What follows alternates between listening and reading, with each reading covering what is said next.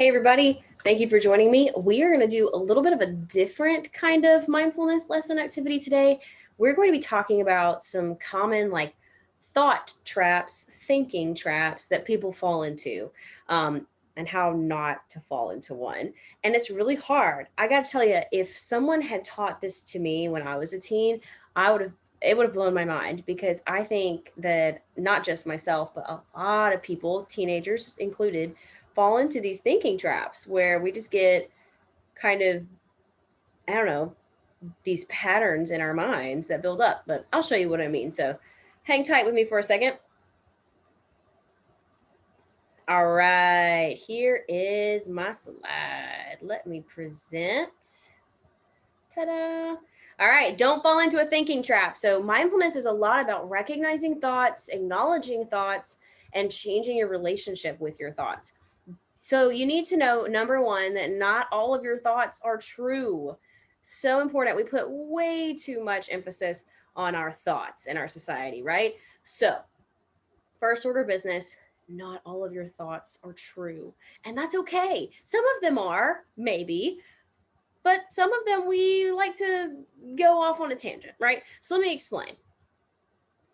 What is a thinking trap? Well, our brain likes to make shortcuts. It's part of this neuroplasticity. We like to connect things together. It's part of what makes the brain run really efficiently and smoothly is it learns very quickly. And when two things happen, it likes to make an association between the two, making patterns. It's smart. It's a good thing. But not all the time does it make the right kind of connection. So sometimes it connects two things that don't need to be. That's where your thinking traps come in. So let me show you what some common thinking traps are. Number one, and you're going to recognize that some people, maybe even yourself, have fallen into one of these traps, okay? So, number one, the first thinking trap is all or nothing thinking. That's everything in extremes, okay? So, if something happens, you go all the way to the extreme. If I'm not perfect, then I'm a failure. So, you ever heard that kid who made an 89 on something and they're like, I'm a failure? And it's because they didn't get an A, right? All or nothing thinking. Or I was late on paying a bill. So now, you know, I'm going to get put in, jail or whatever. That's extreme, but this is the kind of thing where everything's in black and white. Everything is very absolute. If it's not this, then it's this. If it's not this, right, correct, or the way I think it's supposed to be, then it's the worst case scenario, right? How many of you have done this before? Yes, me. I have. I do this a lot sometimes, actually. So, and I'll share with you the ones that kind of resonate with me. But pay attention. This is your first trap you need to recognize is all or nothing thinking. Pay attention to if you set yourself up into absolutes. All right. Next one. Ooh, people do this one a lot. Mind reading. So, making assumptions about what other people are thinking. Example, she didn't talk to me this morning. She must be mad at me. How many times have we heard something like this? They did this, so that means they this. Oh my gosh. She didn't respond to my text. So that must mean that she's ignoring me or she's mad at me or she's, not my friend anymore. Whatever, insert whatever nonsense. That is, you don't know. Maybe the text didn't go through. Maybe they just couldn't answer it right then, right? Like maybe they really were in the middle of something and they looked at the text and they're like, oh, can't respond. Maybe that's why. So, or we do this a lot with text because you don't have tone with messages. And so you can read something and someone says, like, okay. And you're like, but they never put a period after okay. And they just did. Are they mad at me? Are they upset? Or that person, I waved to them, they didn't wave back. Maybe they hate me. Like, there's a lot of this. This is probably one of the ones I see more often than not. Okay. So, but this is a thinking trap because at the end of the day, we are not mind readers. We are not. And the reason why our brain likes a shortcut is a couple of times you predicted something somebody was thinking and you were right. Right? That happens where you're like, that person didn't respond to me because they were mad at me, and maybe they were. But now your brain's like, ooh, I'm going to assume that every single time the same scenario pops up because that's going to help me be more vigilant. And it's just the way our brain works. It likes to make shortcuts, but it does that where 85% of the time that's not the case. It's going to go immediately to the same like shortcut where it's like, oh, nope, they're mad at me, or oh, nope, that person thinks this. Oop, that's why this happened.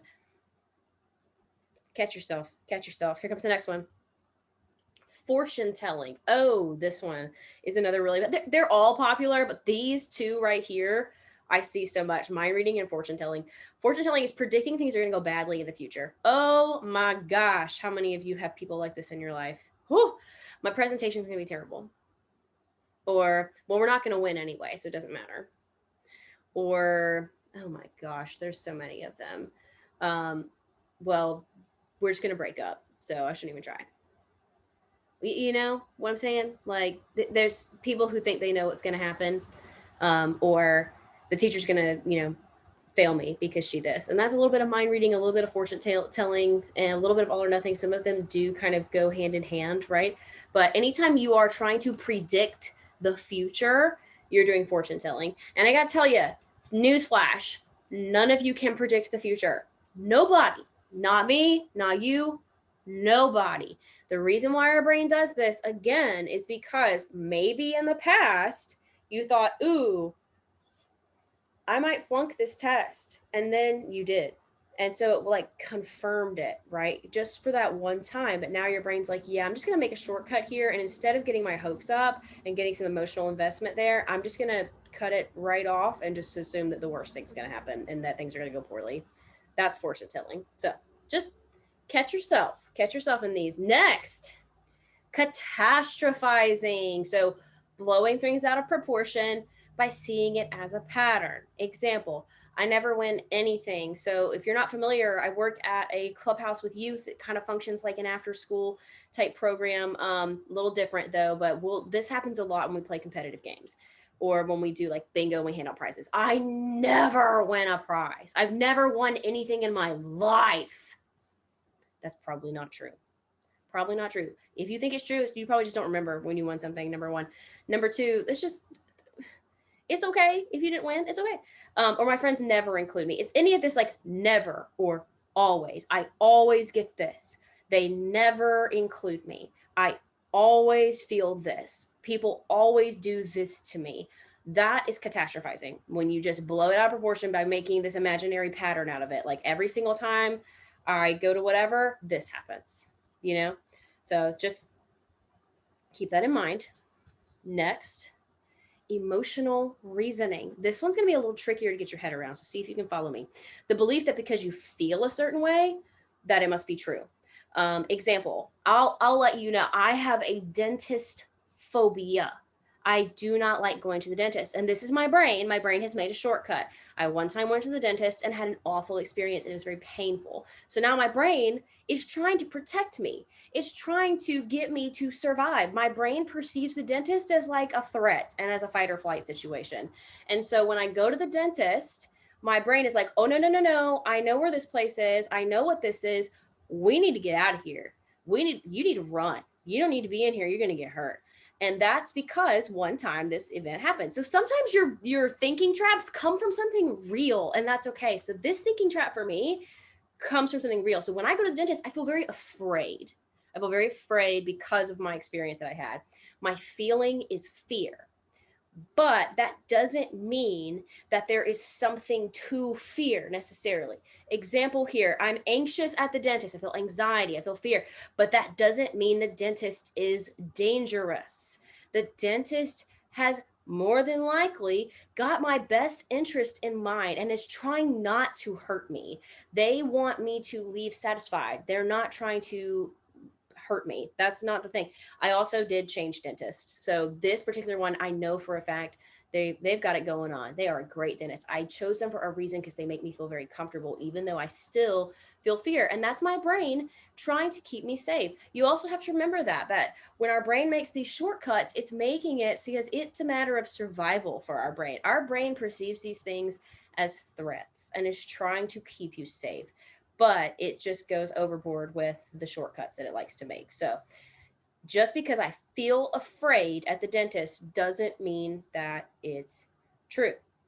Just because you feel, let's say, a little bit left out doesn't mean people are trying to leave you out, Or just because you feel sad at a birthday party for whatever reason, doesn't mean that it's a sad event. Exactly. So your feelings are not necessarily true. Your feelings are valid. We can't all the time help what we feel. There's a little bit of research that says we have a little more control over our feelings than we'd like to think.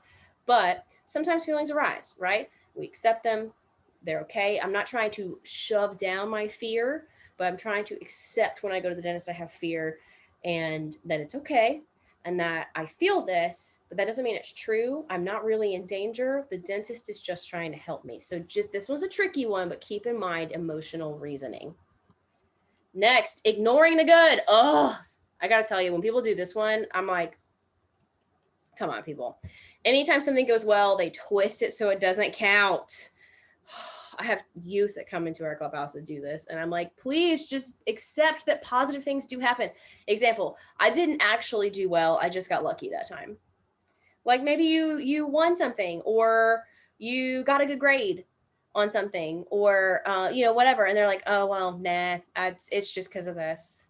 Or like people will reject your compliments, like, oh my gosh, I really like that color on you. Oh, it's just because I got a new haircut last week. My mom made me. I don't really like it. You're like, I just trying to give you a compliment. Like, you're ignoring the fact that I'm trying to like boost you and praise you. Like, you should receive that and be like, thanks so much. That's a whole different lesson for like how to receive a compliment. But that's the kind of things that you have to think about, is not to ignore the good. When something goes well, maybe it's because you did a good job. Maybe. And maybe you got lucky, but embrace it. That's a good thing. So don't discredit the good. Again, this is part of our brain. Our brain is hardwired to accept negative stuff because the brain thinks the negative is going to keep us alive. Okay, if I remember the bad things that happen, I can prepare for them in the future and survive better. I don't need to remember the good stuff because that's not going to keep me alive when things go well. I need to think about when things did not go well so that I can survive. This is what our brain does. It's called like a Velcro brain and a Teflon brain. So your Velcro brain is like, Velcro where it sticks together. Bad things, bad events, bad experiences are like Velcro to our brain. They stick there. We remember the bad things. Teflon is like what you put on non-stick pots and pans where stuff just slides off. That's like Teflon. Teflon is the good stuff. The good stuff doesn't stick. We don't tend to remember the good stuff as well. And again, that's on purpose. It's our brain keeping us alive. It's like, if I remember what happens bad, then I can prepare for that again next time and keep myself alive. In caveman days, that was a great thing. We needed to remember the bad experiences so we could stay alive next time. Okay, I need to remember the time I almost got caught by a saber-toothed tiger so that doesn't happen again. Our brain is still using the same operating system as a caveman brain. So we perceive things like, I'm going to fail this homework, or I'm going to fail this test, or no one's going to like me, as like the same level of threat as a saber-toothed tiger, which is why our brain remembers that bad stuff just as well as it would remember like a scary saber-toothed tiger experience. And it doesn't keep the good stuff. It's like, I don't need that so bad. This is why when you have a day and one tiny thing goes wrong, people will be like, oh, I had a terrible day. Well, if you think about all the minutes that you're awake during that day, and you consider, okay, for 5 minutes, I felt really kind of crummy because my teacher was getting on to me, and didn't make me feel good.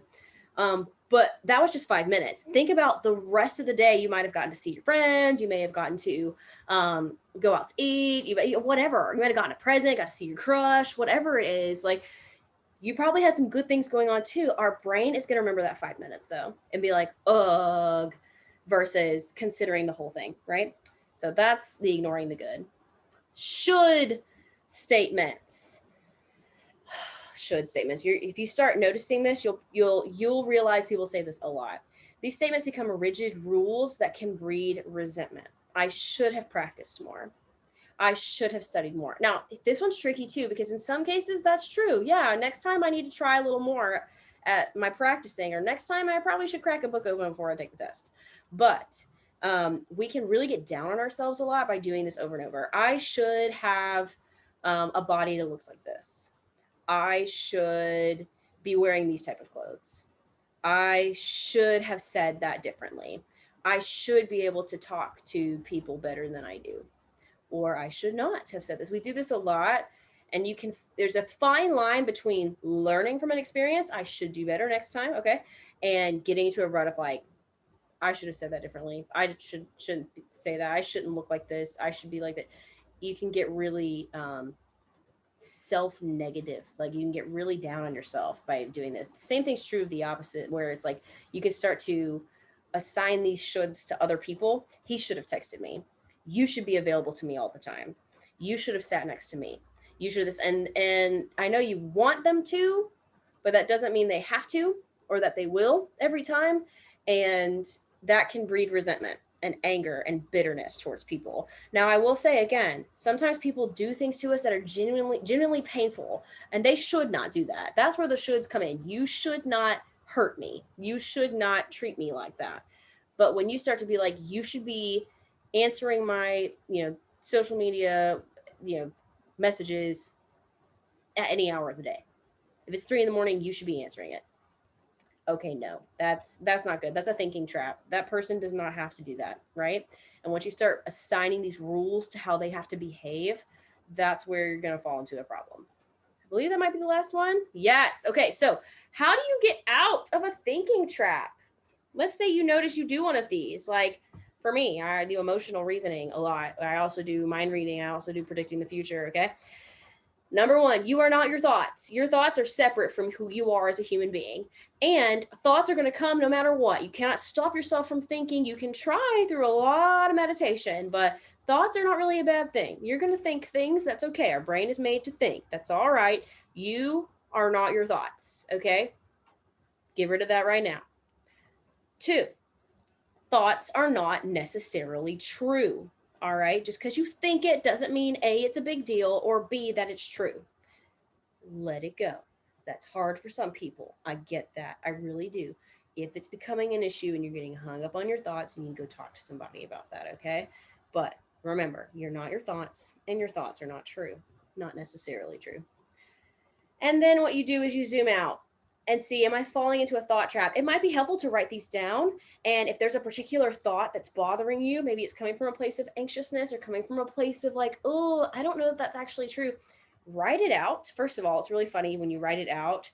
Half the time you're like, that sounds really dumb on paper. Like, I don't have any friends. And then immediately, like as you're writing it, someone comes up and is like, hey, come sit next to me. And you're like, oh, okay. Not all the times that happen, but sometimes what I'm saying is I write down my thoughts that I'm having an issue with, and they just look silly on paper. Like, okay, I know that this is not a true thought because I'm writing it down. It seems ridiculous, right? But sometimes they feel really legit, and that's okay. Zooming out, write out the thought, see if you can find which thinking trap that thought falls into. And once you realize, oh, you know what? I think I'm doing some mind reading right now. Guess what? It might be true. You might be correct about how that person feels about you, but you don't know it. It's not necessarily true because you're not a mind reader. Until you go find out, you're not going to know. So just notice, write down thoughts, see if you can figure out which trap it falls into, and that will help you start to detach from the thoughts, to see them as separate from you, to see them instead of just like swirling around in your brain like a bunch of just like scary nonsense. They're just like this big. Okay, I'm having this thought. It seems to be a predicting the future type thought. That makes it just a little bit more manageable, right? So thanks so much for hanging out with me. I hope that helps you, and I look forward to seeing you again.